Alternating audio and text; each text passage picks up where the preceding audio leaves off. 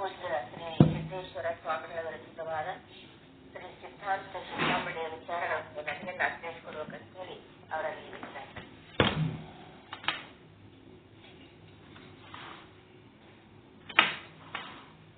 ಓಂ ಸದ್ಗುರು ಶ್ರೀ ಶುದ್ಧ ಬ್ರಹ್ಮಣೇ ನಮಃ. ಸಮಸ್ತ ಶುದ್ಧ ಬ್ರಹ್ಮ ಸ್ವರೂಪರಲ್ಲಿ ಅನಂತ ಅನಂತ ಪ್ರಣಾಮಗಳು. ಶ್ರೀಮದ್ ಸಿದ್ಧಾಂತ ಶಿಖಾಮಣಿ ವಿಶ್ವದ ಸಮಸ್ತ ಸಿದ್ಧಾಂತಗಳನ್ನು ತನ್ನೊಳಗೆ ಇಂಬಿಟ್ಟುಕೊಂಡು ಆ ಎಲ್ಲ ಸಿದ್ಧಾಂತಗಳಿಗೆ ಶಿಖಾಮಣಿಯೋಪಾದಿಯಲ್ಲಿ ಮನುಷ್ಯ ಜೀವಕ್ಕ ಮೋಕ್ಷದ ಮಾರ್ಗವನ್ನು ಕರುಣಿಸುವಂತಹ ಒಂದು ಮಹಾನ್ ಗ್ರಂಥ. ಈ ಗ್ರಂಥದ ಬಗ್ಗೆ ಪ್ರವಚನ ಮಾಡಿದವರು ಪರಮ ಪೂಜ್ಯ ಶ್ರೀ ಮಲ್ಲಿಕಾರ್ಜುನ ಶಿವಯೋಗಿಗಳು, ವೇದಾಂತ ಕೇಸರಿ ಅಂತಿದ್ರವ್ರಿಗೆ. ಅವರು ಮಾಡಿದ ಪ್ರವಚನದ ಸಾರವನ್ನು ಸಂಗ್ರಹಿಸಿ ತಮ್ಮ ಭಾಷ್ಯವನ್ನು ಕರುಣಿಸಿದವರು ಬಿಜಾಪುರದ ಶ್ರೀ ಸಿದ್ದೇಶ್ವರ ಸ್ವಾಮೀಜಿಯವರು, ಜ್ಞಾನ ಯೋಗಾಶ್ರಮ ಬಿಜಾಪುರ. ಇಲ್ಲಿ ಪಿಂಡಸ್ಥಳದ ಸಂಬಂಧಪಟ್ಟಂತ ಪ್ರವಚನ 3ನೇ ದಿವಸ ಮಾಡ್ತಾ ಇದ್ದೀವಿ. ಬಹುಜನ್ಮೆ ಕೃತೆ ಪುಣ್ಯೆ ಪ್ರಕ್ಷೀಣೆ ಪಾಪ ಪಂಜರೆ ಅಂದ್ರ ಅನಂತ ಜನ್ಮಗಳಿಂದ ಪುಣ್ಯ ಅಂತಂದ್ರೆ ಎದಕ್ಕಂತಾರಂತಂದ್ರ ನಿಷ್ಕಾಮ ಕರ್ಮ ಮಾಡಿ ಯಾರು ನಿರ್ಮಲ ಚಿತ್ತ ಸಾಧನೆ ಮಾಡ್ತಾರ ಅದನ್ನೇ ಪುಣ್ಯಕರ್ಮ ಅಂತಾರ. ಪುಣ್ಯಕರ್ಮ ಅಂದ್ರೆ ಎದಕ್ಕಂತಾರ ಅಂತ ತಿಳ್ಕೋಬೇಕು. ನಿಷ್ಕಾಮ ಕರ್ಮ ಮಾಡಿ, ನಿಷ್ಕಾಮ ಉಪಾಸನೆ ಮಾಡಿ, ನಿರ್ಮಲ ಚಿತ್ತ ನಿಶ್ಚಲ ಚಿತ್ತ ಸಾಧನೆ ಏನ್ ಮಾಡ್ತಾರ ಅದೇ ನಿಜವಾದ ಪುಣ್ಯಕರ್ಮ. ಅದು ಅನಂತ ಜನ್ಮಗಳೆಲ್ಲ ಮಾಡಿ ಮಾಡಿ ಮಾಡಿ ಏನಾಗ್ಯದ, ಅವ್ರದ ಪಾಪದ ಪಂಜರ ಬಂಧನ ಏನಾಗ್ಯದ, ಪ್ರಕ್ಷೀಣೆ ಅಂತಂದ್ರ ಕ್ಷೀಣ ಆಗಿಬಿಟ್ಟಿತ್ತು. ಅದು ಇಲ್ಲದಂಗಾಗ್ಯದ, ಪಾಪ ಪಂಜರನೇ ಇಲ್ಲದಂಗಾಗ್ಯದ. ಬರೇ ಪುಣ್ಯ ಮಾಡಿ ಪಾಪವನ್ನು ಕಳ್ಕೊಂಡಾರ ಅಂತವ್ರಿಗೆ ಏನಂತಾರ, ಶುದ್ಧಾಂತಕರಣ, ಶುದ್ಧಾಂತಕರಣದವರು ಅಂತಾರೆ. ಆ ಶುದ್ಧಾಂತಕರಣ ಇರುವಂತಹ ದೇಹಿ ಏನದಲ್ಲ ಅದಕ್ಕೆ ಪಿಂಡ ಪಿಂಡ ಅಂತಾರೆ. ಪಿಂಡ ಶಬ್ದೇನ ಗೀಯತೆ. ಶುದ್ಧಾಂತಕರಣ ಆದರೆ ಅವರು ಶಿವಸ್ವರೂಪರು ಆಗಿರ್ತಾರ. ಅವರಿಗೆ ಶಿವನ ದರ್ಶನ ಮಾಡ್ಕೊಳ್ಳುವಂತ ಯೋಗ್ಯತೆ ಆರಂಭ ಆಗ್ತದ ಅಲ್ಲಿಂದ. ಈ ಜಗತ್ತನ್ನದೇನದ ಶಿವಶಕ್ತಿ ಸಮುತ್ಪನ್ನೆ ಪ್ರಪಂಚೇಸ್ಮಿನ್ ವಿಕಲ್ಪತೆ. ಇಡೀ ಪ್ರಪಂಚ ಏನದ ಶಿವ ಮತ್ತು ಶಕ್ತಿಯಿಂದ ಕೂಡ್ಯದ. ಈಗ ಜಗತ್ತು ನೋಡಿಕೆ ಯಾವುದು ಶಿವ ಯಾವುದು ಶಕ್ತಿ ಅಂತ ಹೇಳಿ ಹೆಂಗ್ ಗುರುತಿಸ್ತೀರಿ? ಇಡೀ ಜಗತ್ತು ಶಿವ ಶಕ್ತಿ ಸಂಪುಟ ಅಂತಂದ್ರೆ ಇದು ಶಕ್ತಿ ಯಾವುದು, ಶಿವ ಯಾವುದು?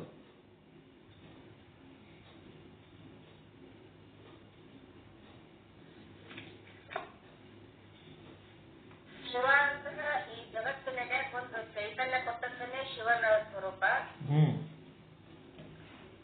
ಶಕ್ತಿ ಅಂತಂದ್ರೆ ನಮ್ಗ ಕಣ್ಣಿಗೆ ತೋರ್ತೈತಿ, ಅದು ಶಕ್ತಿಯ ಸ್ವರೂಪ. ಇಂದ್ರಿಯಗಳಿಗೆ ವೇದ್ಯವಾಗ್ತವ. ಇಂದ್ರಿಯಗಳಿಗೆ ವೇದ್ಯವಾಗಿ ಕಣ್ಣು, ಕಿವಿ, ಮೂಗು, ನಾಲಿಗೆ, ಚರ್ಮಕ್ಕ ಶಬ್ದ, ಸ್ಪರ್ಶ, ರೂಪ, ರಸ, ಗಂಧಗಳ ಮೂಲಕ ಯಾವುದು ವೇದ್ಯ ಆಗ್ತದೆ ಅದೇ ಶಕ್ತಿ. ಆ ಶಕ್ತಿಗೆ ಆಶ್ರಯ ಕೊಟ್ಟದ್ದೇ ಶಿವ. ಈ ರೀತಿ ಈ ಜಗತ್ತೇನದ, ನಿಮ್ಮದು ದೇಹ ಅದು ಶಕ್ತಿನ ಶಿವನ? ಶಕ್ತಿ ಅದು, ಶಕ್ತಿ ಅದು, ಪ್ರಕೃತಿ ಶಕ್ತಿ. ಅದರೊಳಗಿರೋದು ಆತ್ಮ ಚೈತನ್ಯ ಏನದ ಅದು ಶಿವ. ಅದೇ ಪಂಚಭೂತಾತ್ಮಕ ಜಗತ್ತೇನದ ನಿಮ್ ಕಣ್ಣಿಗೆ ಕಾಣಿಸ್ತದ, ಕೈಗೆ ಸಿಗ್ತದ, ಅದೆಲ್ಲ ಶಕ್ತಿ ಪ್ರಕೃತಿ. ಮತ್ತ ಅದಕ್ಕೆ ಆಶ್ರಯ ಕೊಟ್ಟದಲ್ಲ, ಆ ಆಶ್ರಯ ಕೊಟ್ಟದ್ದು ಶಿವತತ್ವ. ಈ ರೀತಿ ತಿಳ್ಕೊಂಡು ಶಿವಶಕ್ತಿ ಸಮುತ್ಪನ್ನೆ ಪ್ರಪಂಚೇಸ್ಮಿನ್, ಈ ಪ್ರಪಂಚ ಎಲ್ಲ ಶಿವಶಕ್ತಿ ಸಂಪುಟನೇ ಆದ.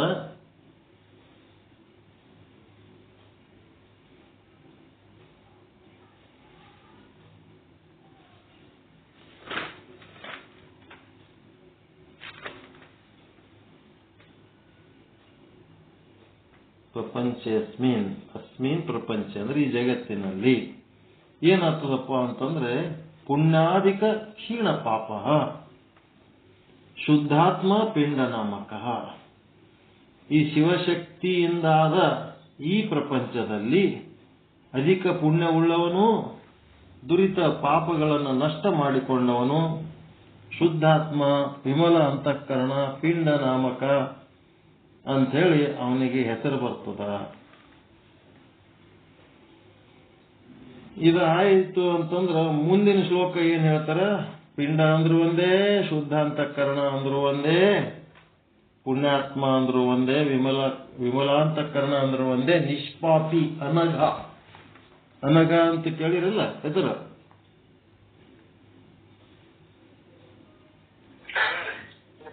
ಅನಘ ಅನಘ ಅಂತ ಹೆಸರಿಡ್ತಾರ. ಅಗ ಅಂದ್ರ ಪಾಪ, ಅನಗ ಅಂತಂದ್ರೆ ಪಾಪ ಇರ್ಲಾರ್ದು, ಪುಣ್ಯದ್ದು, ಕೇವಲ ಪುಣ್ಯ ಇದ್ದವ್ರದ್ದು ಅದು ಹೆಸರು. ಅನಗ ಅಂದ್ರೆ ಪಾಪ ಇಲ್ಲದ್ದು, ನಿಷ್ಪಾಪಿ, ಪುಣ್ಯವಂತ, ಹಿಂಗಿರ್ತದೆ. ಈ ರೀತಿ ಇದ್ದಾಗ ಮುಂದಿನ ಶ್ಲೋಕ ನಿನ್ನೆ ಅದು ಹೇಳ್ಯಾರ.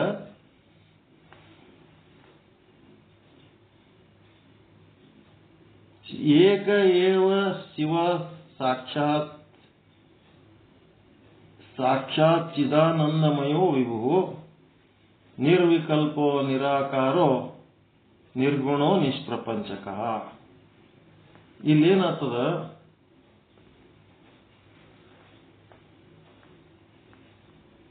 ಈ ಒಂದು ಶಿವ ಒಬ್ಬನೇ ಒಬ್ಬ ಮದನ, ಸಚ್ಚಿದಾನಂದ ರೂಪ. ಏಕ ಏವ ಶಿವ ಸಾಕ್ಷಾತ್ ಅಂದ್ರ ಪರಶಿವ ಒಬ್ಬನೇ ಅದನ, ಸಾಕ್ಷಾತ್ ಸಚ್ಚಿದಾನಂದಮಯ ಅದನ, ಜ್ಞಾನ ರೂಪ ಅದನ, ವಿಭು ಅದನ, ಸರ್ವ ವ್ಯಾಪಕ ಅದನ. ಈಗ ಇಲ್ಲಿ ಪಾಪ ಇದ್ದವರಿಗೆ ಏನ್ ಕಾಣಿಸ್ತದ? ಪಾಪ ಇದ್ದವರಿಗೆ ಕೇವಲ ಶಕ್ತಿ ದರ್ಶನ, ಪ್ರಕೃತಿ ದರ್ಶನ ಆಗ್ತದಷ್ಟೇ. ಅದರ ಒಳಗ ಆ ಒಂದು ವಸ್ತುವಿಗೆ ಆಧಾರವಾಗಿ ನಿಂತಂತ ಶಿವ ಅವ್ರಿಗೆ ಕಾಣಂಗಿಲ್ಲ. ಪಾಪಿಯಲ್ಲಿ ಆಸೆ ಅಂಧಕಾರ ತುಂಬಿದ ಕಾರಣ ಅಲ್ಲಿ ಅಶುದ್ಧಾತ್ಮ ಇದ್ದದ್ದಕ್ಕ ಏನಾಗ್ತದ? ಮೋಹ ಇದ್ದದ್ದಕ್ಕ ಅವನಿಗೆ ಬರೇ ಪ್ರಕೃತಿ ಒಂದೇ ಕಾಣಿಸ್ತದ, ಅದ್ರೊಳಗಿರೋ ಪರಮಾತ್ಮ ಕಾಣಂಗಿಲ್ಲ. ಶಿವಶಕ್ತಿ ಎರಡೂ ಅದಾವಿಲ್ಲಿ. ಇಂದ್ರಿಯಗಳಿಗೆ ಕಾಣುವುದೆಲ್ಲ ಶಕ್ತಿಯ ಅಂಶ, ಇಂದ್ರಿಯಕ್ಕೆ ಅಗ್ರಾಹವಾಗಿ ಅಂತಃಚಕ್ಷುವಿಗೆ ಮಾತ್ರ ಗ್ರಾಹ್ಯವಾದುದು ಶಿವನ ಸತ್ತೆ. ಪಾಪಕರ್ಮದಿಂದ ಮನಸ್ಸನ್ನ ಮಲಿನಿಗೊಳಿಸಿಕೊಂಡವನಿಗೆ ಶಕ್ತಿಯ ವೈಷಯಿಕ ವಿಲಾಸವಲ್ಲದೆ ಮತ್ತೇನು ಕಾಣುವುದಿಲ್ಲ. ಯಾವನು ಪಾಪಕರ್ಮ ಮಾಡಿ ತನ್ನ ಮನಸ್ಸನ್ನ ಮಲೀನ ಯಾವನು ಇಟ್ಕೊಂಡಿರ್ತಾನ ಅವನಿಗೆ ಬರೀ ಶಕ್ತಿ ಒಂದೇ ಕಾಣುತ್ತದೆ. ಆ ಶಕ್ತಿಗೆ ಆಧಾರವಾದ ಶಿವ ಕಾಣಂಗೆ ಇಲ್ಲ. ಯಾರಿಗೆ? ಪಾಪಿಷ್ಟಿಗೆ. ಪುಣ್ಯವಂತನಿಗೆ ಏನಾಗ್ತದ? ಪುಣ್ಯವಂತನಿಗೆ ಆ ಒಂದು ಪ್ರಕೃತಿ ಒಳಗ ಆಧಾರವಾಗಿರುವಂತ ಶಿವ ಕಾಣ್ತಾನವನಿಗೆ. ಯಾಕೆ ಕಾಣ್ತಾನ? ಅವ ತನ್ನೊಳಗಿರುವ ಪಾಪವನ್ನೆಲ್ಲ ಕಳ್ಕೊಂಡು ಪಿಂಡಸ್ಥಲಿ ಆಗ್ಯಾನ, ಶುದ್ಧಾಂತಕರಣ ಆಗ್ಯಾನ. ಅವನಿಗೆ ಆ ಶಿವನ ದರ್ಶನ ಆಗ್ತದೆ. ಅದಕ್ಕೆ ಈಗ ಪ್ರಕೃತಿ ದರ್ಶನ ಆಗಿದ್ದೇನು ವರ್ಣನೆ ಮಾಡೋದು ಬೇಕಾಗಿಲ್ಲ.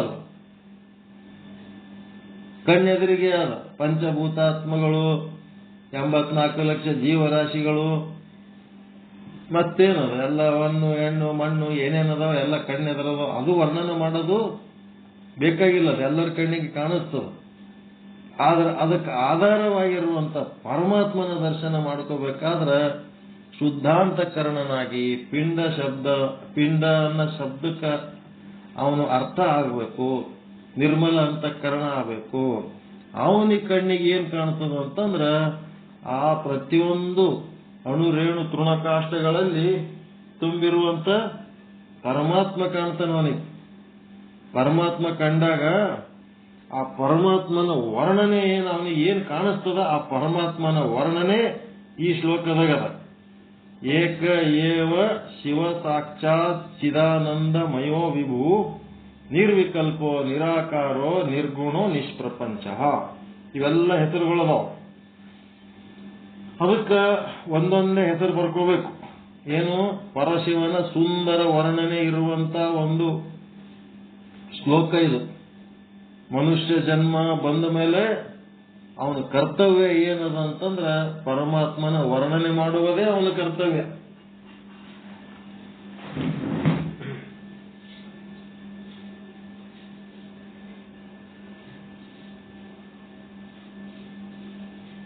ಮನುಷ್ಯ ಜನ್ಮಕ್ಕೆ ಬಂದ ಮೇಲೆ ಬೇರೆ ಯಾವ ಪ್ರಾಣಿಗಳಿಗೂ ಪರಮಾತ್ಮನನ್ನ ಗುರುತಿಸುವಂತ ಶಕ್ತಿ ಇಲ್ಲ.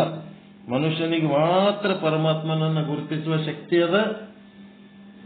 ಪರಮಾತ್ಮನನ್ನ ಗುರುತಿಸಿ ಪರಮಾತ್ಮನ ಮಹದುಪಕಾರವನ್ನ, ಪರಮಾತ್ಮನ ಸ್ವರೂಪವನ್ನ ತಿಳ್ಕೊಂಡು ಅದನ್ನು ವರ್ಣನೆ ಮಾಡುವಂತ ಸಾಮರ್ಥ್ಯ ಕೇವಲ ಮನುಷ್ಯನಿಗಾದ. ಹೀಗಾಗಿ ಈ ಒಂದು ಪರಮಾತ್ಮನ ವರ್ಣನೆಯನ್ನ ಸಿದ್ದೇಶ್ವರ ಸ್ವಾಮೀಜಿಯವರ ಭಾಷೆಯಲ್ಲಿ ನಾವು ಮಾಡ್ತಾ ಮನುಷ್ಯ ಜನ್ಮಕ್ಕೆ ಒಂದು ಅರ್ಥವನ್ನು ತಂದು ಕೊಡಬೇಕು. ಅದಕ್ಕೆ ಏಕ ಏವ ಅಂತಂದ್ರೆ ಒಂದೇ ಸತ್ತೆಯಲ್ಲಿ ಎರಡು ಭಿನ್ನ ವಸ್ತುಗಳಿದ್ದರೆ ಅದು ದ್ವೈತ. ಎರಡಿತ್ತಂದ್ರೆ ಅದು ದ್ವೈತ. ಪರಮಾರ್ಥಿಕ ಸತ್ತೆಯಲ್ಲಿ ಪರಶಿವನಿಗೆ ಭಿನ್ನವಾದ ಇನ್ನೊಂದು ಪವಿತ್ರತಮ ವಸ್ತು ಇಲ್ಲವೇ ಇಲ್ಲ.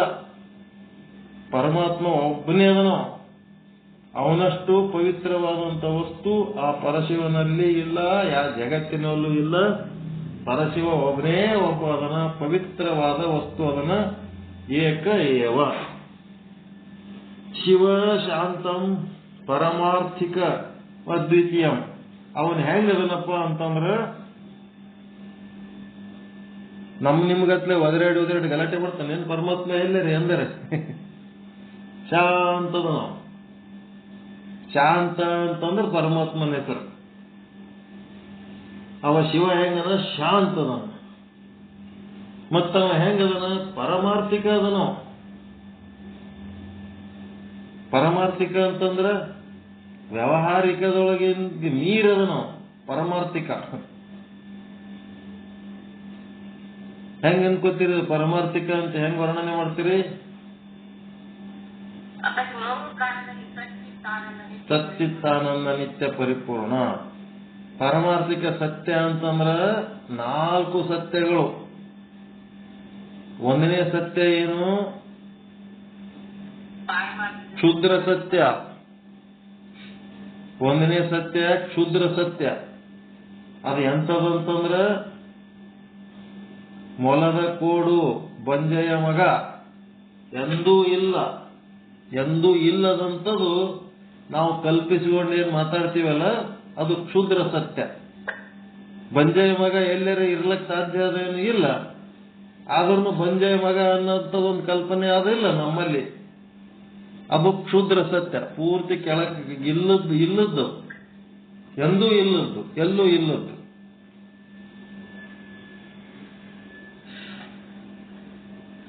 ಮತ್ತು ಮುಂದೇನಾಯ್ತು? ಕ್ಷುದ್ರ ಸತ್ಯ ಆದ್ಮೇಲೆ ಪ್ರಾತಿಭಾಷಿಕ ಸತ್ಯ. ಪ್ರಾತಿಭಾಷಿಕ ಸತ್ಯ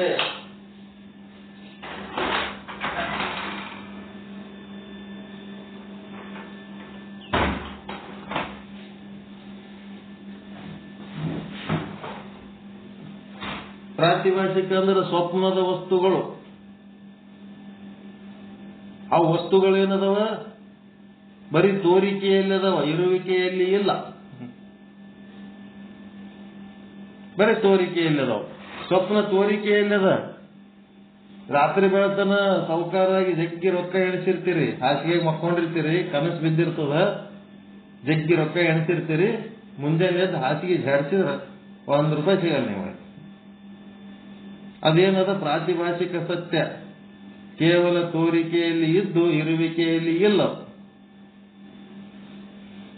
ಅದಕ್ಕಿಂತ ಮೇಲೆ ಓದದ ವ್ಯಾವಹಾರಿಕ ಸತ್ಯ, ತೋರಿಕೆಯಲ್ಲಿನೂ ಅದ ಇರುವಿಕೆಯಲ್ಲಿನೂ ಆದ. ಆದರೆ ಇರುವಿಕೆ ಅದರದ್ದು ಸ್ವತಂತ್ರವಾದ ಇರುವಿಕೆ ಇಲ್ಲ. ಬ್ರಹ್ಮನ ಇರುವಿಕೆ ಪ್ರಾಪಂಚಿಕ ತೋರಿಕೆ. ಯಾವುದೇ ಒಂದು ವಸ್ತು ತಗೋರಿ, ವ್ಯಾವಹಾರಿಕ ಸತ್ಯದ ಜಗತ್ತಿನಲ್ಲಿರುವ ಎಲ್ಲಾ ವಸ್ತುಗಳೇನದಾವ, ಪ್ರಾಕೃತಿಕ ವಸ್ತುಗಳದವಲ್ಲ, ಪಂಚಭೂತಗಳಿಂದಾದ ವಸ್ತು ಪ್ರಪಂಚ. ಅದೇನದ ತೋರಿಕೆಯಲ್ಲಿನೂ ಅದ ಇರುವಿಕೆಯಲ್ಲಿನೂ ಅದ. ಆದರೆ ಇರುವಿಕೆ ಅದರದ್ದು ಸ್ವತಂತ್ರವಾದ ಇರುವಿಕೆ ಇಲ್ಲ. ಗಡಿಗೆ ಆದ ಇಲ್ರಿ, ನಿಮ್ ಕಣ್ಣೆದ್ರ ಒಂದು ಗಡಿಗೆ ಇದಂದ್ರೆ ಗಡಿಗೆ ಆದ ಅಂತಾರೆ. ಗಡಿಗೆ ಇದ್ರ ತೋರಿಕೆಯಲ್ಲಿ ಗಡಿಗೆ ಅದ, ಇರುವಿಕೆಯಲ್ಲಿ ಅದು ಗಡಿಗೆ ಅದ, ಇರುವಿಕೆ ಅದ. ಏನು ಮಣ್ಣಿಂದ ಇರುವಿಕೆ ಅದ? ಅದು ಇರುವಿಕೆಯಲ್ಲಿ ಮಣ್ಣು, ತೋರುವಿಕೆಯಲ್ಲಿ ಗಡಿಗೆ. ಹೀಗಾಗಿ ಬೇರೆ ವಸ್ತುವಿನ ಇರುವಿಕೆ, ತನ್ನ ಆಕಾರದ ತೋರಿಕೆ, ಇದು ವ್ಯಾವಹಾರಿಕ ಸತ್ಯ. ಜಗತ್ತಿನ ಯಾವ ವಸ್ತುಗಳೇ ತಗೋರಿ, ಒಂದ್ ಯಾವ್ದಾರ ಹೇಳ್ರಿ ಉದಾಹರಣೆ.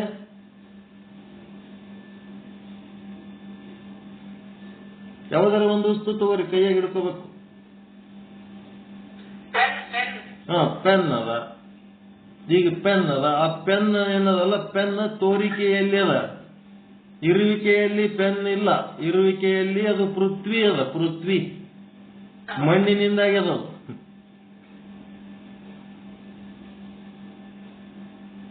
ಹೌದ್ರಿ? ಎಲ್ಲ ಮಣ್ಣಿಲಿಂದ ಆಗ್ಯದ. ಭೂಮಿ ಮೇಲೆ ಆದ ವಸ್ತುಗಳೆಲ್ಲ ಮಣ್ಣಿನವೇ ಅದಾವ. ತೋರಿಕೆಯಲ್ಲಿ ಪೆನ್ನು, ಇರುವಿಕೆಯಲ್ಲಿ ಮಣ್ಣು. ಹೌದು, ಮಣ್ಣರೆ ಪಾರಮಾರ್ಥಿಕ ಅದ ಏನೂ ಇಲ್ಲ. ಆ ಮಣ್ಣು ತೋರಿಕೆಯಲ್ಲಿ ಪೃಥ್ವಿ, ಇರುವಿಕೆಯಲ್ಲಿ ಜಲ. ನೀರೇ ಪೃಥ್ವಿ ಆಗ್ಯದ, ನೀರೇ ಪೃಥ್ವಿ ಆಗ್ಯದ.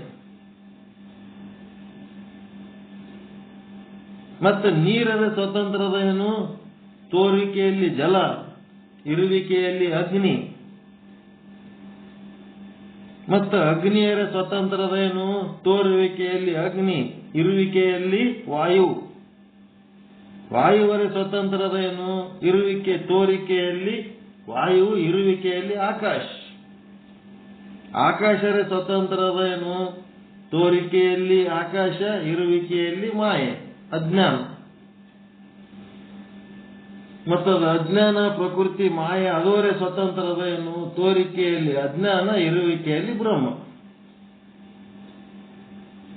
ಹೀಗಾಗಿ ತೋರದು ಒಂದು, ಅಲ್ಲಿ ಬ್ರಹ್ಮ ಅದನಂತೇಳಿ ಮಾಯ, ಮಾಯ ಆದಂತ ಆಕಾಶ, ಆಕಾಶದಂತ ವಾಯು, ವಾಯು ಆದಂತ ಅಗ್ನಿ, ಅಗ್ನಿ ಆದಂತ ಜಲ, ಜಲ ಆದಂತ ಪೃಥ್ವಿ, ಪೃಥ್ವಿ ಆದ ಅಂತೇಳಿ ಎಲ್ಲಾ ವಸ್ತುಗಳು ಅದಾವ ಈ ಪ್ರಪಂಚದಲ್ಲಿ. ಅಲ್ಲಿ ಪೃಥ್ವಿನೇ ಇಲ್ಲ ಅಂದ್ರೆ ಯಾವ ವಸ್ತುಗಳು ತಂದು ಮಾಡ್ತೀರಿ? ಅದರಲ್ಲೇ ಮಾಡ್ತೀರಿ. ಇಲ್ಲಿ ಪೃಥ್ವಿ ಆದ, ಪೃಥ್ವಿಯಿಂದ ಆದ ವಸ್ತುಗಳದಾವ ಅಂತಂದ್ರೆ ಅದ್ರ ಹಿಂದೆ ಯಾರದರಲ್ಲಿ? ಬ್ರಹ್ಮದನ. ಅವ ಬ್ರಹ್ಮ ಹೆಂಗದನ? ತೋರುವಿಕೆಯಲ್ಲೂ ಬ್ರಹ್ಮನೇ ಅದನ, ಇರುವಿಕೆಯಲ್ಲಿನೂ ಬ್ರಹ್ಮನೇ ಅದನ. ಅವ ಒಬ್ಬನೇ ಹೆಂಗದನ? ಉಳಿದು ಎಲ್ಲ ಏನದವ? ತೋರುವಿಕೆಯಲ್ಲಿ ಒಂದು ರೀತಿ, ಇರುವಿಕೆಯಲ್ಲಿ ಇನ್ನೊಂದು ರೀತಿ. ಅದಕ್ಕೆ ತೋರುವಿಕೆಯಲ್ಲಿ ಒಂದು, ಇರುವಿಕೆಯಲ್ಲಿ ಇನ್ನೊಂದು ಇದ್ದುದಕ್ಕ ಅದಕ್ಕೇನಂತಾರೆ? ವ್ಯಾವಹಾರಿಕ ಸತ್ಯ ಅಂತಾರ. ತೋರಿಕೆಯಲ್ಲಿ ಇರುವಿಕೆಯಲ್ಲಿ ಎರಡೂ ಒಂದೇ ಇತ್ತಂದ್ರೆ ಅದು ಪಾರಮಾರ್ಥಿಕ ಸತ್ಯ.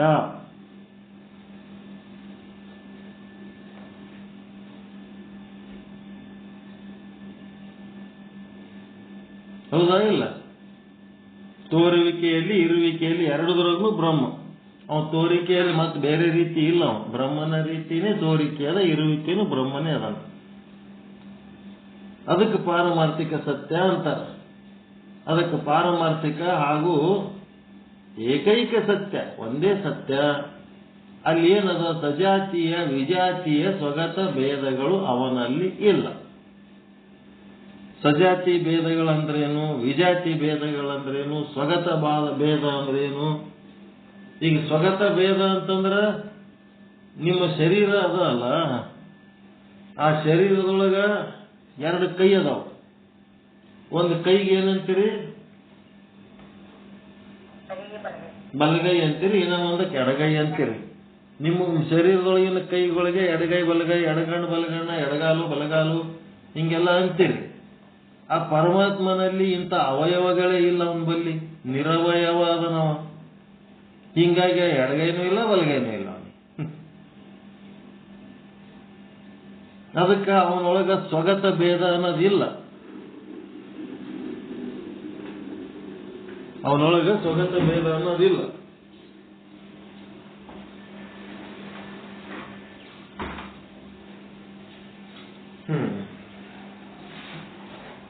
ಮತ್ತೆ ಸಜಾತಿ ಭೇದ ಅಂತಂದ್ರ ಒಂದೇ ಜಾತಿ ಒಂದೇ ವಸ್ತು. ಅಂಗಡಿಗೆ ಹೋದ್ರಿ ಅಂತಂದ್ರೆ ಗೋಧಿ ತೋರ್ಸಪ್ಪ ಅಂದ್ರೆ ಒಂದು 3-4 ತರ ಗೋಧಿ ತೋರಿಸ್ತಾನ. ಎಲ್ಲ ಗೋಧಿನೇ ಅವು, ಬೇರೆ ಬೇರೆ ಕ್ವಾಲಿಟಿ, ಬೇರೆ ಬೇರೆ ರೇಟ್. ಭತ್ತ ಅಕ್ಕಿ ಕೇಳಿದ್ರೆ ಬೇರೆ ಬೇರೆ ವೆರೈಟಿ ತೋರಿಸ್ತಾನ. ಜಗತ್ತಿನಾಗ ಒಂದೇ ಹೆಸರಿನ ಅನೇಕ ವಸ್ತುಗಳದಾವ. ಅವು ಏನದಾವ, ಸಜಾತಿ ಭೇದ, ಒಂದರಂತೆ ಇನ್ನೊಂದು. ಆದ್ರೆ ಪರಮಾತ್ಮನಂತೆ ಇನ್ನೊಂದು ಪರಮಾತ್ಮ ಎಲ್ಲರೇ ಅದ ಏನು? ಸಜಾತಿ ಭೇದ ಅಂತಂದ್ರೆ ಅವನಂತದೇ ಇನ್ನೊಂದು ಪರಮಾತ್ಮ ಅದ ಏನು? ಒಂದು ಗೋಧಿ ಹಂಗೆ ಇನ್ನೊಂದು ಗೋಧಿ ಅದ, ಒಂದು ಜೋಳದಂಗೆ ಇನ್ನೊಂದು ಜೋಳ ಅದ. ಅವದೊಳಗೆ ಭೇದ ಇದ್ದಂಗ ಜೋಳದಲ್ಲಿ ಭೇದ, ಗೋಧಿಯಲ್ಲಿ ಭೇದ ಇದ್ದಂಗ ಪರಮಾತ್ಮನಲ್ಲಿ ಭೇದ ಅಂತ ಏನಾರೆ ಆದೇನು?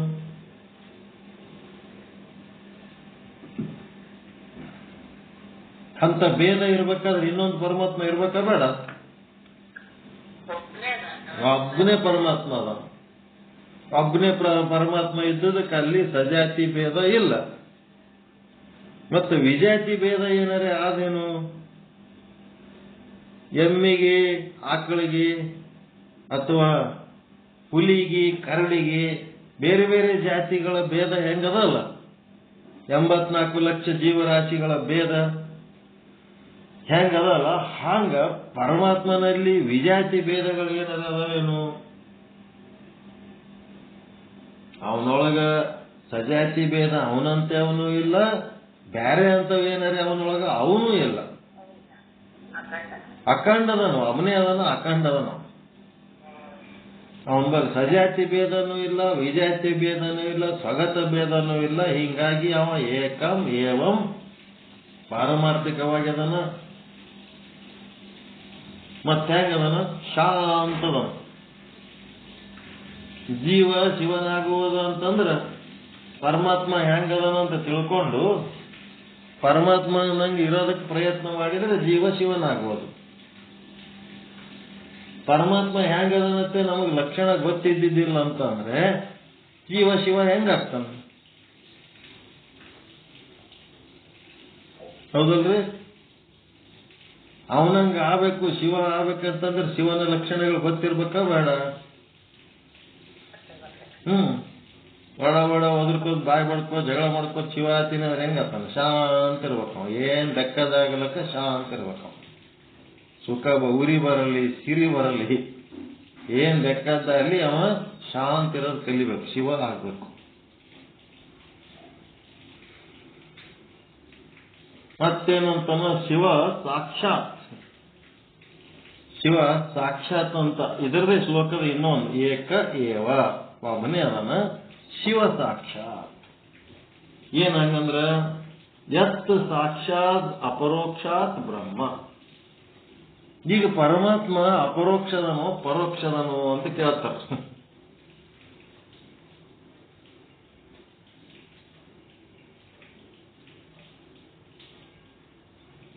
ಅವ ಅಪರೋಕ್ಷದನೋ ಪರೋಕ್ಷದನ, ಪ್ರತ್ಯಕ್ಷದನ ಅಪ್ರತ್ಯಕ್ಷದನ? ಅಪ್ರತ್ಯಕ್ಷ ಇಲ್ಲ, ಪ್ರತ್ಯಕ್ಷನೇ ಅದನ. ನಮಗ್ ಕಣ್ಣಿಗೆ ನೋಡ್ಲಕ್ ಬರೋಲ್ಲ ಅಷ್ಟೇ.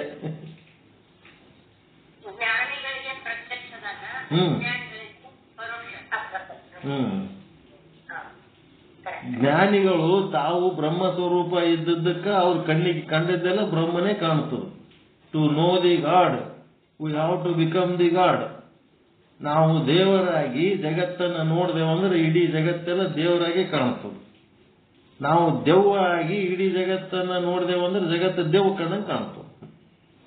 ಯಥಾ ದೃಷ್ಟಿ ತಥಾ ಸೃಷ್ಟಿ.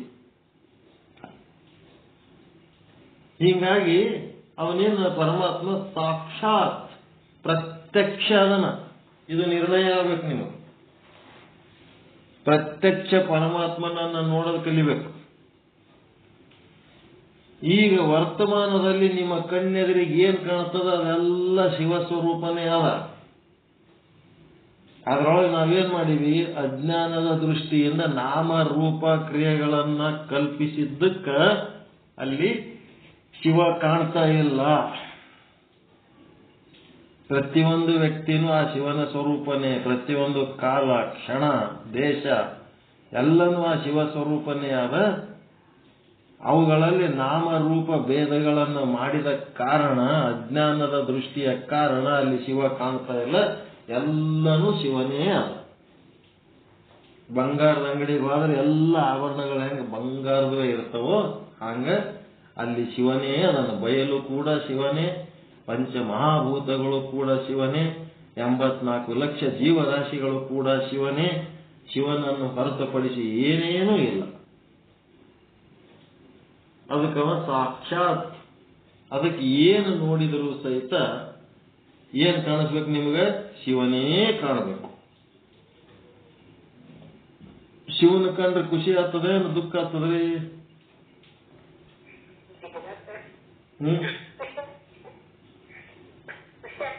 ಖುಷಿ ಆಗ್ತದೆ.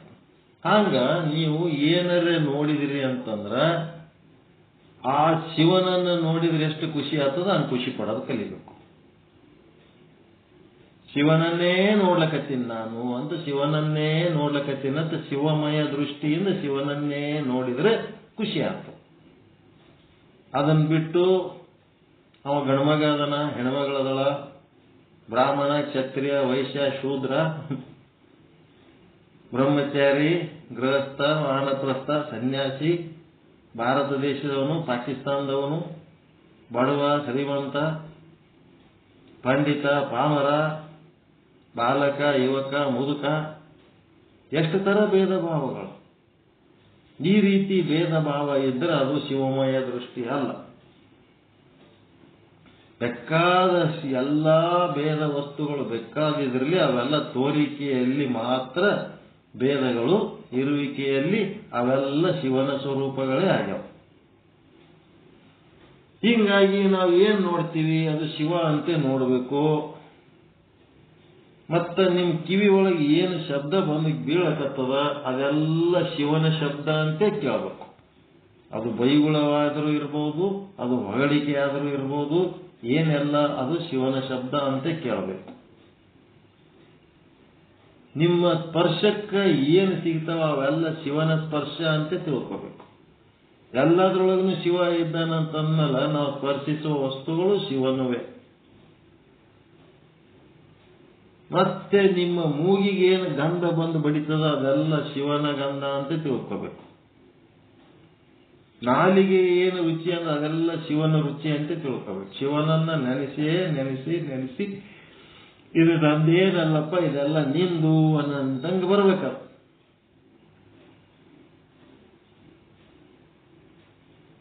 ಮಸಾಲೆ ದೋಸೆ ತಿನ್ನೋ ಟೈಮ್ನಾಗ ದೋಸೆ ಭಾಳ ಚಲೋ ಅದ ರೀ, ದೋಸೆ ಭಾಳ ಚಲೋ ಅದ. ದೋಸೆ ಏನು ಚಲೋ ಅದ, ಆ ದೋಸೆದೊಳಗಿರುವ ಶಿವ ಏನ್ ಮಾಡ್ಯಾನ ನಿಮಗೆ ಅನುಭವಕ್ಕೆ ಬರ್ಲಕತ್ತಾನ, ಖುಷಿ ಆಗ ಅಷ್ಟೇ. ಎಲ್ಲ ಶಿವನೇ, ಶಿವನ ಅನುಭವಗಳೇ ಎಲ್ಲ. ಹೀಗಾಗಿ ಶಿವ ಸಾಕ್ಷಾತ್ ಅದನ, ಎಲ್ಲರೂ ಇದು ತಿಳ್ಕೋಬೇಕು. ಶಿವ ಅಪರೋಕ್ಷದನ, ಕಣ್ಣೆದರಿಗೆ ಅದನ. ಅವನಿಗೆ ಮೊದಲೇ ಹೇಳ್ಯಾರ ಈಗ ಸಿದ್ದೇಶ್ವರ ಸ್ವಾಮಿಗಳು, ಯಾವನ ದೃಷ್ಟಿ ಪಾಪದ ದೃಷ್ಟಿ ಇರ್ತದ ಅವನಿಗೆ ಬರೇ ನಾಮರೂಪಗಳು ಪ್ರಕೃತಿ ಮಾಯೆ ಕಾಣಿಸ್ತವ, ಅವುಗಳಿಗೆ ಆಧಾರವಾಗಿ ನಿಂತಂತ ಶಿವ ಕಾಣಂಗಿಲ್ಲ. ಯಾವನು ಪಾಪವನ್ನ ಕಳ್ಕೊಂಡು ಶುದ್ಧಾಂತಕರಣ ಆಗಿ ಪಿಂಡಸ್ಥಲಿ ಆಗಿರ್ತಾನ ಅವನಿಗೆ ಶಿವನು ಕಾಣ್ತಾನ. ಸಾಕ್ಷಾತ್ ಶಿವ ಸಾಕ್ಷಾತ್ ನೀವೆಷ್ಟು ಸಹಜವಾಗಿ ಪ್ರಕೃತಿಯನ್ನು ಕಾಣ್ತೀರಿ, ಶಕ್ತಿಯನ್ನು ಕಾಣುತ್ತೀರಿ, ಅಷ್ಟೇ ಸಹಜವಾಗಿ ಶಿವನನ್ನು ನೋಡ್ತಾನ. ಯಾರು? ವೀರಶೈವ ಲಿಂಗವಂತ ಪಿಂಡಸ್ಥಲಿ. ಶಿವನನ್ನು ನೋಡುವಂತ ಸಾಮರ್ಥ್ಯ ಅವನಿಗೆ ಆ ರೀತಿ ಸಹಜವಾಗಿರ್ತದೆ. ಶಿವ ಸಾಕ್ಷಾತ್ ಪ್ರತ್ಯಕ್ಷ. ಮತ್ತೇನದನವನು? ಪರಿಪೂರ್ಣ ಅದನು. ಶಿವ ಸಾಕ್ಷಾತ್ ಪರಿಪೂರ್ಣ ಅಂದ್ರೆ ಒಂದು ದೇಶದಾಗಿದ್ದು ಇನ್ನೊಂದು ದೇಶದಾಗ ಇಲ್ಲ ನಂಗೆ ಇಲ್ಲೇ ಇಲ್ಲ. ಎಲ್ಲ ದೇಶದಾಗ ಎಲ್ಲ ಪ್ರದೇಶದಾಗ ನಾನು ಮನೆಗೆ ಏನ್ ಮಾಡಿರಿ? ದೇವ್ರ ಮನಿ, ಬೆಡ್ರೂಮು, ಬಾತ್ರೂಮು, ಮತ್ತೇನೇನೋ ರೂಮ್ಗಳು ಮಾಡಿರಿ, ಕಿಚನ್ನು, ಲ್ಯಾಟ್ರಿನು, ಟಾಯ್ಲೆಟು, ಬಾತ್ರೂಮು ಏನೇನೋ ಮಾಡಿರಿ. ಅದ್ರಾಗ ಒಂದು ದೇವ್ರ ಮನಿ ಎತ್ತು ಮಾಡಿರಿ. ದೇವ್ರ ಎಲ್ಲಿ ಅದನ್ನ ಕೇಳಿದ್ರೆ ಎಲ್ಲಿ ತೋರಿಸ್ತೀರಿ?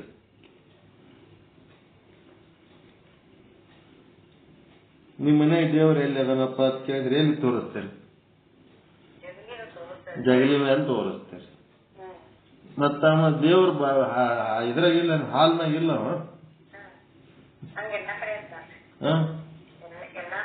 ಎಲ್ಲಾ ಕಡೆ ಅದನು. ಕಿಚನ್ದಾಗಿಲ್ಲ, ಟಾಯ್ಲೆಟ್ ಬಾತ್ರೂಮ್ದಾಗಿಲ್ಲ, ಲ್ಯಾಟ್ರಿನ್ದಾಗ ದೇವ್ರಿಲ್ಲೇನು? ಮನಿ ಮುಂದ ಚಂದ ಸಗಣಿ ಸಾರಿಸಿ ಚಂದ ರಂಗೋಲಿ, ಬಣ್ಣ ಬಣ್ಣದ ರಂಗೋಲಿ ಹಾಕಿ ನಾವೇನ್ ತಿಳ್ಕೊಂಡಿವಿ? ಪರಮಾತ್ಮ ಬೆಳಿಗ್ಗೆ ಈ ರಂಗೋಲಿಯ ದ್ವಾರದಿಂದ ಒಳಗೆ ಪ್ರವೇಶ ಮಾಡ್ಲಿ ಅಂತೇಳಿ ಪರಮಾತ್ಮನಿಗೆ ಸ್ವಾಗತಿಸ್ತೀರಿ. ಅವ ಪರಮಾತ್ಮ ನಿಮ್ಮ ರಂಗೋಲಿಗೆ ಹಾಕಿದ ಕಡೆ ಬರಂಗೇ ಇಲ್ಲ. ಅವ ನಿಮ್ಮ ಲ್ಯಾಟ್ರಿನ್ದಂದು ಪಾಸಾಗಿ ಬರ್ತಾನ. ಅವ ನಿಮ್ಮ ಮನೆಗೆ ಲ್ಯಾಟ್ರಿನ್ ಏಟ್ ಸ್ವಚ್ಛ ಇಟ್ಟಿರಿ ಅದು ನೋಡ್ತಾನ ಮೊದಲು.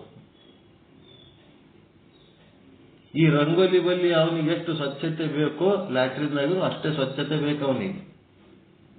Cleanliness is godliness. ಎಲ್ಲಿ ಸ್ವಚ್ಛತೆ ಅದ ಅಲ್ಲೇ ದಿವ್ಯತೆ, ಅಲ್ಲೇ ದೈವೀಯತೆ.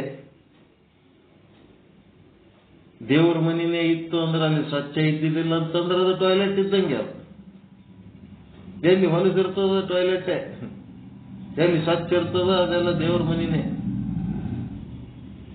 ಹೀಗಾಗಿ ಪರಮಾತ್ಮ ಎಲ್ಲಿಂದ ಎಂಟ್ರಿ ತಗೋತಾನ? ಲ್ಯಾಟ್ರಿನ್ ಎಂಟ್ರಿ ತಗೋತಾನ. ಒಬ್ಬೊಬ್ಬರ ಮನಿಗೆ ಲ್ಯಾಟ್ರಿನ್ಗೆ ಹೋದ್ರ ಬೇವಸಾಗಿ ಸುತ್ತೊಳಗೆ ಬೀಳ್ಬೇಕು, ಹಂಗಿಟ್ಟಿರ್ತಾರ. ಸ್ವಚ್ಛ ಇರ್ಬೇಕು, ಕ್ಲೀನ್ ಇರ್ಬೇಕು, ಬೇಕಾದಷ್ಟು ನೀರು ಇರ್ತಾವ, ನೀರು ಹಾಕಿ ಸ್ವಚ್ಛ ಇರ್ಬೇಕು. ನೀರಿದ್ದರೂ ಸಹಿತ ಸ್ವಚ್ಛ ಇರೋಂಥ ಪ್ರಜ್ಞೆ ಇರಲಿಲ್ಲ ಅಂತಂದ್ರೆ ಸಮಸ್ಯೆಗಳು ಬಹಳ ಆಗ್ತಾವ, ಆರೋಗ್ಯ ಕೆಟ್ಟೋಗ್ಬಿಡ್ತದೆ. ಅದಕ್ಕೆ ಪರಮಾತ್ಮ ಏನದನ್ನ ಸರ್ವವ್ಯಾಪಕ. ಎಲ್ಲ ಒಂದು ಮನೆಯೊಳಗೆ ಎಲ್ಲಾ ಕಡೆ. ನಿಮ್ಮ ಮನೆಗೆ ಆಟಿ ಅದನ್ನ ಮತ್ತೊಬ್ಬರ ಮನೆಗೆ ಇಲ್ಲೇನು? ಎಲ್ಲರ ಮನೆಗೆ ಅದನ್ನು. ಎಲ್ಲರ ಮನೆಗೆ ಇದ್ದಾವ. ನಿಮ್ಮ ಊರಾಗ ಆಟಿ ಅದನ್ನ ಇನ್ನೊಬ್ಬರ ಊರಾಗ ಇಲ್ಲೇನು? ಎಲ್ಲ ಊರಾಗ ಅದನ್ನ. ಅವ ಇಲ್ಲದ ಜಾಗನೇ ಇಲ್ಲ. ಅವ ಸರ್ವ ವ್ಯಾಪಕ ಅದನ್ನ. ಮತ್ತ ನೀವು ಅಷ್ಟೇ ಇದ್ದಾಗ ಅದನ್ನ ನೀವು ಇಲ್ಲದಾಗ ಇಲ್ಲೇನು? ಅವನು ನೀವು ಹುಟ್ಟಿ ಬರೋದಕ್ಕಿಂತ ಮೊದಲಿದ್ದನ ಇಲ್ಲ ಅವನು. ನೀವು ಬರೋದಕ್ಕಿಂತ ಮೊದಲು ಪರಮಾತ್ಮ ಇದ್ನ ಇಲ್ಲ, ನೀವೇ ಮೊದಲಿದ್ದ, ಆಮೇಲೆ ಅವ ಬಂದನ ಇದ್ದ. ಮತ್ತ ನಾವು ಈ ಜಗತ್ತು ಒಂದಿನ ಬಿಟ್ಟು ಹೋಗ್ತೀವಿ. ನಾವು ಜಗತ್ತು ಬಿಟ್ಟು ಹೋದೇವ ಅಂತಂದ್ರೆ ಅವನು ಹೋಗ್ತಾನೆ, ಸತ್ತತಾನ. ಅವ ಪರಮಾತ್ಮ ಹೋಗಲ್ಲ. ಅವ ಸರ್ವ ವ್ಯಾಪಕ. ಎಲ್ಲಾ ಕಾಲದಲ್ಲಿ, ಎಲ್ಲಾ ದೇಶದಲ್ಲಿ, ಎಲ್ಲಾ ವಸ್ತುಗಳಲ್ಲಿ, ಎಲ್ಲಾ ಪ್ರಸಂಗಗಳಲ್ಲಿ ಅವನೇ ತುಂಬಿ ತುಳುಕ್ತಿರ್ತಾನ. ಅದಕ್ಕೆ ಅವನು ಸರ್ವ ವ್ಯಾಪಕ ಅದನವನು.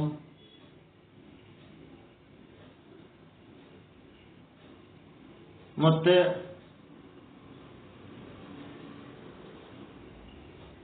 ಅವನಷ್ಟು ಸಮೀಪ ಯಾರೂ ಇಲ್ಲ. ಭಾರಿ ಕ್ಲೋಸ್ ಫ್ರೆಂಡ್ ಅಂತಂದ್ರೆ ಅವ ಕ್ಲೋಸ್ ಫ್ರೆಂಡ್ ಎಲ್ಲಿ ತನಕ ಕ್ಲೋಸ್ ಫ್ರೆಂಡ್ ಇರ್ತಾನ?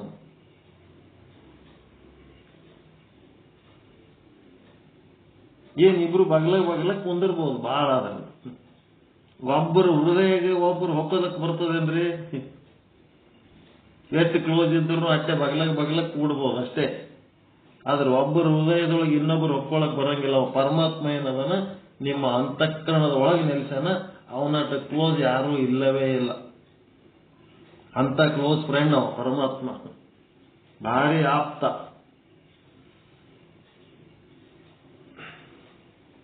ಅವನಟ್ಟು ಸಮೀಪ ಯಾರೂ ಇಲ್ಲ. ಮತ್ತ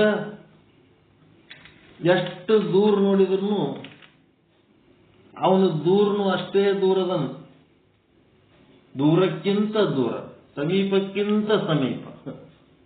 ಎಲ್ಲ ಕಡೆ ಅವನೇ ಇದ್ದ ಮೇಲೆ ಎಷ್ಟು ದೂರ ಆದ್ರೂ ಅವನೇ ಇರ್ತಾನೆ.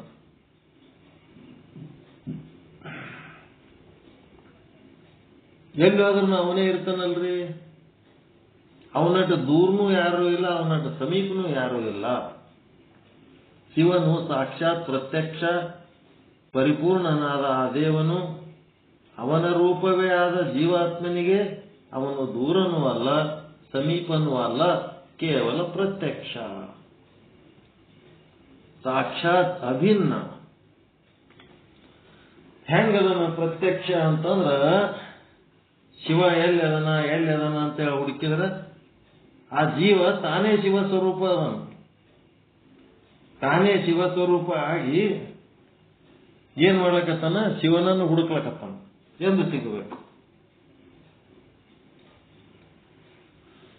ಮಲ್ಲಪ್ಪ ಹುಲ್ಲೂರವರು ಯಾರಿಗೋ ಹುಡುಕ್ಲಕ್ಕ ಹೋಗಕತ್ತಾರ. ಏನ್ರಿ ಯಾರಿಗೆ ಹುಡುಕ್ಲಕತ್ತೀರಿ ಅಂತ ಕೇಳಿದ್ರ, ಮಲ್ಲಪ್ಪ ಅವರು ಹುಡುಕ್ಲಕತ್ತೀನ್ರಿ, ಹುಲ್ಲೂರು ಮಲ್ಲಪ್ಪ ಅಂತ ಒಬ್ರು ಇದ್ರು, ಅವ್ರಿಗೆ ಹುಡುಕ್ಲಕತ್ತೀನಿ. ಎಷ್ಟು ದಿವಸ ಆಯ್ತು ಹುಡುಕ್ಲಕತ್ತೀನಿ, ಎಲ್ಲಿ ಸಿಗವಲ್ಲ, ಏನ್ ಮಾಡ್ಲಿ ಅಂದ್ರ ತಾನೇ ಮಲ್ಲಪ್ಪ ಹುಲ್ಲೂರು ಇದ್ದು, ಮಲ್ಲಪ್ಪ ಹುಲ್ಲೂರು ಇಡೀ ಜಗತ್ತು ತುಂಬ ಮಲ್ಲಪ್ಪ ಅವ್ರು ಹುಡುಕಿದ್ರೆ ಸಿಗ್ತಾನೇನು? ಹಾಗ ತಾನೇ ಪರಮಾತ್ಮ ಸ್ವರೂಪ ಇದ್ದು ಇಡೀ ವಿಶ್ವದ ತುಂಬ ಪರಮಾತ್ಮನನ್ನ ಹುಡುಕಿದ್ರೆ ನಾವು ಎಲ್ಲಿ ಸಿಗಬೇಕು? ತಾನೇ ಆ ಪರಮಾತ್ಮ ಏನ್ ಹುಡುಕ್ಲಕತ್ತೀನಿ ಅದೇ ನಾನು ಅದೀನಿ ಅಂತೇಳಿ ಅನುಭವಿಸಬೇಕಲ್ಲ. ಐ ಆಮ್ ದ್ಯಾಟ್, ಮೈ ವಹಿ ಹೂ, ನಾನು ಅದೇ ಇದ್ದೇನೆ. ಯಾವುದನ್ನು ನಾನು ಹುಡುಕ್ಲಕತ್ತೀನಿ ನಾನು ಅದೇ ಇದ್ದೇನೆ. ನಾನು ಅದೇ ಇದ್ದು ಅದನ್ನ ಹುಡುಕ್ತೀನಿ ಅಂದ್ರೆ ಎಂದು ಸಿಗಬೇಕು? ಯಾವಾಗ ಸಿಗ್ತದಂದ್ರೆ ಒಂದ್ ಕಡೆ ಕೂತು ತನ್ನೊಳಗೆ ತಾನು ಅಂತರ್ಮುಖಿಯಾಗಿ ತನ್ನೊಳಗೆ ತಾನು ಆಲೋಚನೆ ಮಾಡಿದಾಗ ತಾನೇ ಪರಮಾತ್ಮನ ಅನುಭವ ತನಗಾದಾಗ ಅದು ಪರಮಾತ್ಮ ಸಾಕ್ಷಾತ್ಕಾರ ಮಾಡ್ಕೊಳ್ಳೋ ಪದ್ಧತಿ. ಅದಕ್ಕೆ ಪರಮಾತ್ಮ ಪ್ರತ್ಯಕ್ಷ ಅಂದ್ರೆ ಅದರ ಅರ್ಥ ಏನು? ತನ್ನಿಂದ ಭಿನ್ನವಾಗಿ ಎಲ್ಲೋ ಕಾಣ್ತಾನಂತಲ್ಲ. ಪರಮಾತ್ಮನ ಸಾಕ್ಷಾತ್ಕಾರ ಮಾಡ್ಕೊಳ್ಳೋದು ಅಂದ್ರೆ ಏನು? ನಾನೇ ಆ ಪರಮಾತ್ಮ ಇದ್ದೇನೆ.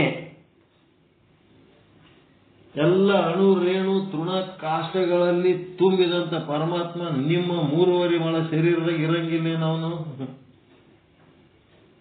ನಿಮ್ಮ ಶರೀರದೊಳಗಿರುವ ಪರಮಾತ್ಮ ಅದು ನಿಮ್ಮದೇ ಸ್ವರೂಪ ಹೌದಾ? ಅಲ್ಲ. ಹೀಗಾಗಿ ಅಲ್ಲೇನಂತಾನ ಸಾಕ್ಷಾತ್ ಅಭಿನ್ನ. ಆ ಪರಮಾತ್ಮ ತನ್ನಿಂದ ಭಿನ್ನವೇ ಇಲ್ಲ. ಅದಕ್ಕೆ ಜಾನಪದರು ಸರಳ ಭಾಷೆಯಲ್ಲಿ ಹೇಳಿಬಿಟ್ರು, ಮಣ್ಣ ಬಿಟ್ಟು ಮಡಿಕೆ ಇಲ್ಲ, ತನ್ನ ಬಿಟ್ಟು ದೇವರಿಲ್ಲ ಅಂತ ಹೇಳಿ. ದೇವರನ್ನ ಎಲ್ಲರ ಹೊರಗೆ ಹುಡುಕ್ತೀನಿ ಅಂದ್ರೆ ಸಿಗಂಗಿಲ್ಲ. ತನ್ನನ್ನು ಬಿಟ್ಟು ದೇವರ ಮಾತ್ರ ಭಿನ್ನವಾಗಿ ಅಲ್ಲಿ ಇಲ್ಲವೇ ಇಲ್ಲ. ಸಾಕ್ಷಾತ್ ಅಭಿನ್ನ. ನೀಲಕಮಲವು ಗುಣದಿಂದ, ವಿಕಸನ ಹಾಗೂ ಆಕುಂಚನ ಕ್ರಿಯೆಯಿಂದ, ಪುಷ್ಪತ್ವ ಜಾತಿಯಿಂದ ಪ್ರತ್ಯಕ್ಷವಾಗುತ್ತದೆ. ನೀಲಕಮಲ ಗುಣದಿಂದ. ಆ ಕಮಲದ ಗುಣ ಹೆಂಗದರಿ? ಅದರ ಮೇಲೆ ಏನರೆ ನೀರು ಅದು ಬಿದ್ದರೆ ಅದು ಹಚ್ಕೋತದೇನು? ಕಮಲ ನೀರಾಗೆ ಇರ್ತದ, ಕೆಸರಾಗೆ ಇರ್ತದ. ಆದ್ರೆ ಏನಾರ ಒಂದು ನೀರ್ ಹನಿ ಅದ್ರ ಮೇಲೆ ಬಿತ್ತಂದ್ರೆ ಅದೇನು ತೊಯ್ದು ಹಸಿ ಆಗ್ತದೇನದು? ಹಚ್ಕೊಳಾರ್ದಂಗದ. ಅದು ಪರಮಾತ್ಮ ಹೆಂಗದ ಅಂತಂದ್ರೆ ಹಚ್ಕೊಳಾರ್ದಂಗದ. ಏನ್ ಬೆಕ್ಕದ್ದಾಗಲಿ, ಬಾಲಕ ಅಲ್ಲಿ, ಯುವಕ ಅಲ್ಲಿ, ಮುದುಕ ಅಲ್ಲಿ, ಹುಟ್ಟಲಿ, ಸಾಯಲಿ, ಶ್ರೀಮಂತ ಅಲ್ಲಿ, ಬಡವರ ಅಲ್ಲಿ, ಏನ್ ಬೆಕ್ಕದ್ದಾಗಲಿ, ಉದ್ಧಾರ ಅಲ್ಲಿ, ಹಾಳಾದ್ರೂ ಅವ್ರೇನದ ಹಚ್ಕೊಳಾರ್ದಂಗದ. ನೀಲ ಕಮಲ ಅದರಿಂದ ಗುಣದಿಂದ, ವಿಕಸನ ಹಾಗೂ ಆಕುಂಚನ ಕ್ರಿಯೆಯಿಂದ. ಇಲ್ಲಿ ಏನಾಗ್ತಿರ್ತದ? ಅರಳುತ್ತಿರ್ತದ, ಬಾಡ್ತಿರ್ತದ, ಉದಯ ಆಗ್ತಿರ್ತದ, ಅಸ್ತಮಾನ ಆಗ್ತಿರ್ತದ. ಇದು ಕ್ರಿಯಾಶೀಲ. ಒಂದು ಜಾಗದಿಂದ ಇನ್ನೊಂದು ಜಾಗಕ್ಕೆ ಹೋಗೋದು ಬರೋದು, ಇದೆಲ್ಲ ಕ್ರಿಯಾಶೀಲ. ಅದಕ್ಕೇನಂತಾರ? ವಿಕಸನ ಹಾಗೂ ಆಕುಂಚನ ಕ್ರಿಯೆಯಿಂದ ಮತ್ತು ಪುಷ್ಪತ್ವ ಜಾತಿಯಿಂದ ಪ್ರತ್ಯಕ್ಷವಾಗುತ್ತದೆ. ಪುಷ್ಪತ್ವ ಅಂತಂದ್ರೆ ಪುಷ್ಪ ಹೆಂಗಿರ್ತದೆ? ಮೃದುವಾಗಿರ್ತದೆ. ದೇವರಿಗೆ ಪುಷ್ಪವನ್ನು ಸಮರ್ಪಿಸುವುದರ ಉದ್ದೇಶ ಏನು? ಸುಗಂಧ ಪರಿಮಳವುಳ್ಳಂತ ಮೃದುವಾದ ಈ ಮನಸ್ಸನ್ನ ನಿನಗ ಸಮರ್ಪಿಸುತ್ತೀನಿ ಪರಮಾತ್ಮ ಅಂತ.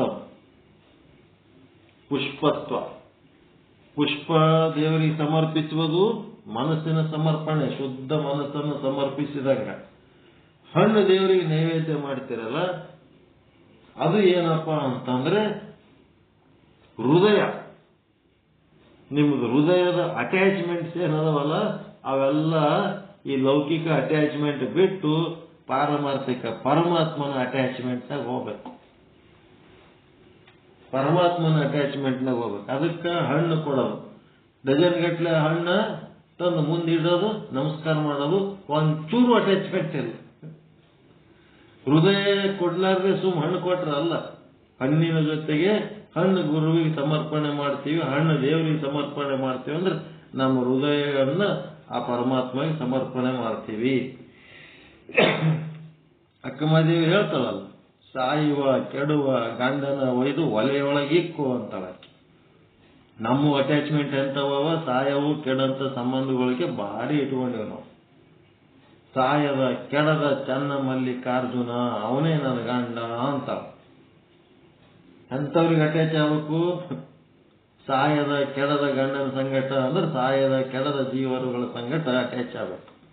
ಸಾಯುವ ಕೆಡುವುದ್ರ ಜೊತೆಗೆ ಎಷ್ಟು ಅಟ್ಯಾಚ್ ಆದ್ರೂ ಇದಕ್ಕೆ ಉಸಿರು ಬಂದಾಯ್ತಂದ್ರೆ ಕಲಾಸ್. ಹೀಗಾಗಿ ಪುಷ್ಪತ್ವ ಜಾತಿಯಿಂದ,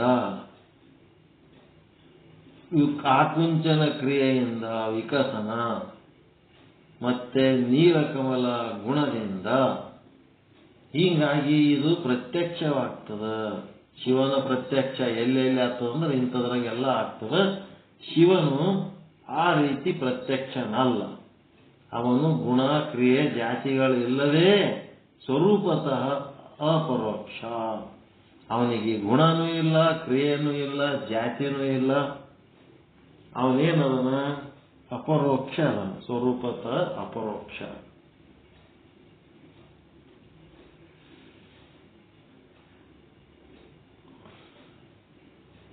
ನಿಲ್ಲಿಸ್ಬಿಡಂ ಪಾಠ. ಶಿವ ಸಾಕ್ಷಾತ್ ಅಂತಂದ್ರೆ ಶಿವ ಕಣ್ಣೆದ್ರೆ ಅದನ, ನೋಡ್ಲಕ್ ಬರಲ್ದು.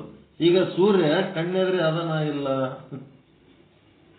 ಹಗಲತ್ತ ನೀವು ಪೂರ್ವಕ್ಕೆ ಮುಖ ಮಾಡ್ಕೊಂಡು ನಿಂತರ ಸೂರ್ಯ ನಿಮ್ ಕಣ್ಣೆದ್ರೆ ಇರ್ತಾನ ಇಲ್ಲ? ಸಾಕ್ಷಾತ್ ಅದನ. ಸಾಕ್ಷಾತ್ ಇದ್ರೂ ಸಹಿತ ನಾವೇನ್ ಮಾಡೀವಿ? ಒಂದು ಬಟ್ ತಗೊಂಡು ಕಣ್ಣಿಗೆ ಇಟ್ಕೊಂಡು ಕೂತೀವಿ. ನಮ್ಮ ಬಟ್ಟು ನಮ್ಮ ಕಣ್ಣಿಗೆ ಇಟ್ಕೊಂಡು ಕೂತ್ರ ಅಲ್ಲಿ ಸೂರ್ಯ ಕಾಣಂಗಿಲ್ಲ, ಅದಕ್ಕೆ ಸೂರ್ಯ ಇಲ್ಲ ಅಂತೀವಿ ನಾವು. ಅವನಿರೋದು ಸಾಕ್ಷಾತ್ ಅದನೇ ಅದನ. ನಮ್ಮ ಬಟ್ಟು ನಮ್ಮ ಕಣ್ಣಿಗೆ ಇಟ್ಕೊಳ್ಳೋದಕ್ಕೆ ಅದು ಸೂರ್ಯ ಕಾಣವಲ್ಲ ಅಷ್ಟೇ. ನಮ್ಮ ಬಟ್ಟು ನಮಗ್ ಪ್ರತಿಬಂಧಕ, ನಮ್ಮ ಅಜ್ಞಾನ ನಮಗ್ ಪ್ರತಿಬಂಧಕ ಅಷ್ಟೇ, ಸೂರ್ಯ ಕಾಣಲಾರ್ದಕ್ಕೆ.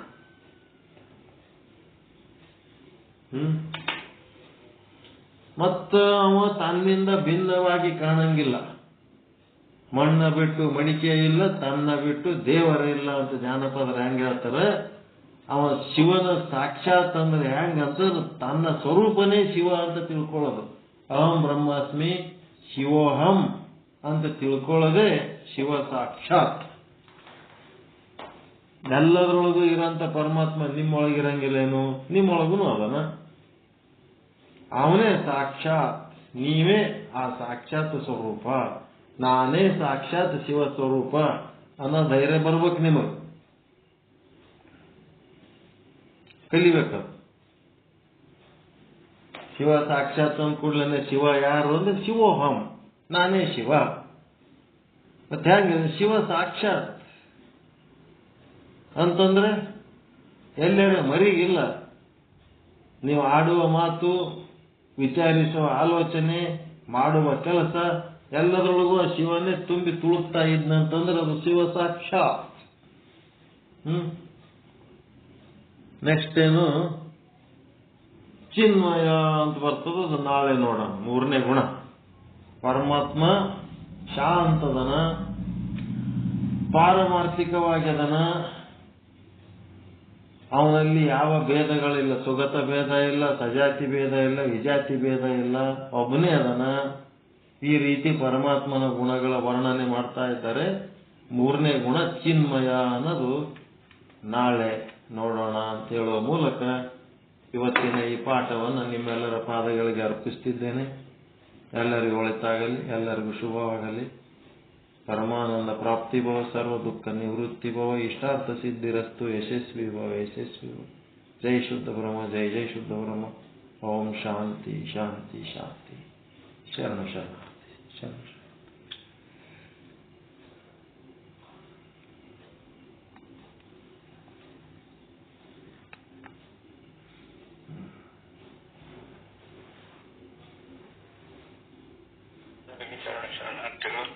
ಮತ್ತೆ ಕಲ್ಲಿ ಗುರುಗಳೇನು ಹೇಳ್ಬೇಕಂತೀರ ಅನುಭವ?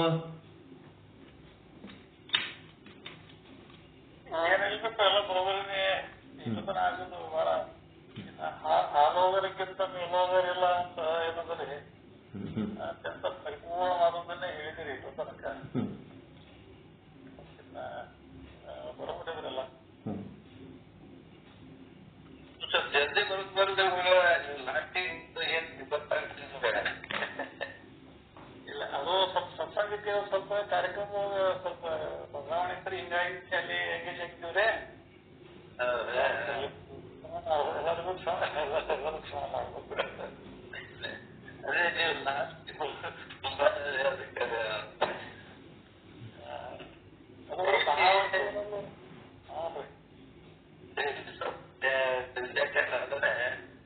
ಎಲ್ಲ ಗೊತ್ತಾಗ್ತದೆ. ಮತ್ತೆ ಸತ್ಸಂಗ ಹೊರಗೇನೆ ಹೊರಗೆ ಸತ್ಸಂಗ ಇತ್ರಿ, ಹಿಂಗಾಗಿ ಅಲ್ಲಿ ಅಟೆಂಡ್ ಆಗಿದ್ದೀವ್ರಿ.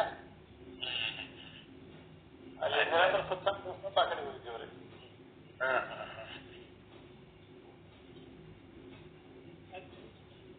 ಎಲ್ಲರಿಗೂ ಶರಣ ಶರಣ.